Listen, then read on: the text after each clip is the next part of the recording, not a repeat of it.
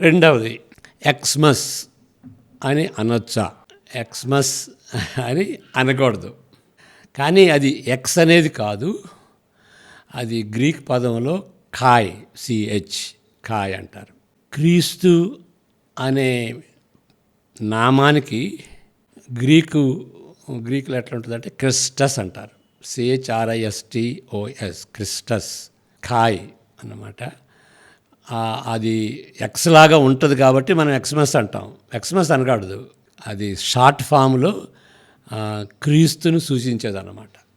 కాబట్టి క్రిస్మస్ అనాలి, క్రిస్టమస్ కాదు, క్రిస్మస్, టీ సైలెంట్ అనమాట, Christmas.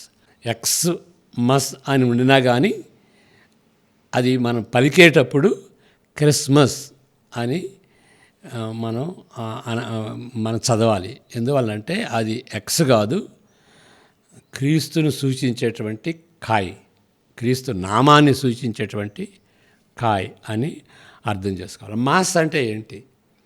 Roman Catholics mass observe చేస్తారు. 25th క్రిస్మస్ దినం అయితే 24th నైటు క్రీస్తు పేరట మాస్ అబ్జర్వ్ చేస్తారన్నమాట.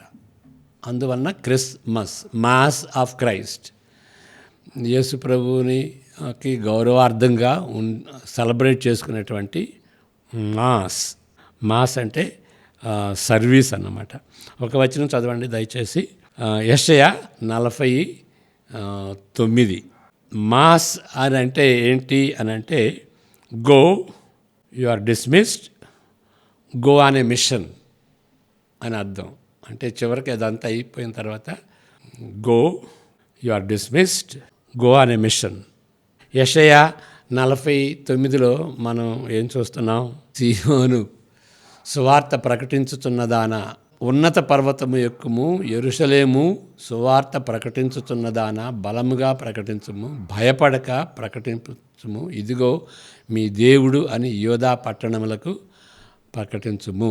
ఇంగ్లీష్లో ఏముంటుందంటే go tell it on the mountain that Jesus Christ is born అనేటువంటి ఆ యొక్క పదం అన్నమాట. Go tell it on the mountain, అది మినిస్ట్రీ.